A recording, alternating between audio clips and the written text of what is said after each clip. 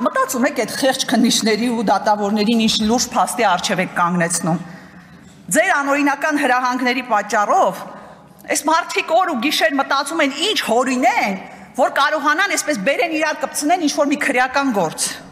Դուք հասկանում եք, որ անլրջացնում եք իրավական համակարգը։ Օրինակ Սամվել Կարապետյանի հանդեպ հարուցված աբսուրդի հասնող եւ իրավունքի հետ կապ չունեցող մեղադրանքը դրա ապացույցն է։ Մեր ձևերով մասնակցելու ենք եկեղեցու պաշտպանությանը։ Հա մենք էլ ենք մեր ձևերով մասնակցում եկեղեցու պաշտպանությանը։ Մի հատ քրեական գործել հարուցեք մեր մնացածի հանդեպ։ Ես հասկանում եմ, որ այս ամենը գործադիրի ղեկավարի միակ արձագանքն է մեր երկրի բարդագույն իրավիճակին, ուղիղ ցուցումով քրեական հետապնդումները հասկանալի է, որ ընդհանրապես մոտեցնելու են այս իշխանության տրամաբանական վախճանը։ Նիկոլ Փաշինյանը եւ իր թիմը ուղիղ մեզ ասում է. եթե ես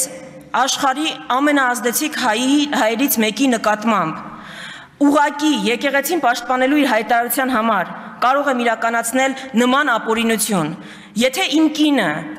ամենավերջին բառերով իր սոցցանցերում կարող է անդրադառնալ սրբազաններին ու ամենայն հայոց վեհապարին,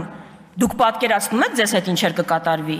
Եթե դուք համարձակվեք քննադատել մեզ, եթե դուք համարձակվեք համաձայն չլինել մեզ հետ, այս վախի ուղերձն է փոխանցվում մեզ։ Հետաքրքիրը գիտեք որն է եկեղեցու խոսակցության մեջ, որ եկեղեցու կողքը կանգնած հայտարարած մարդիկ հիմնականում կաթոլիկ են եւ կաթոլիկ եկեղեցու ներկայացուցիչներ են, այսինքն իրանք այնքան են կանգնած, որ այլ եկեղեցու ներկայացուցիչներ են եւ դրա մասին որևիցե մեկը, չգիտես թե ինչու, չի խոսում։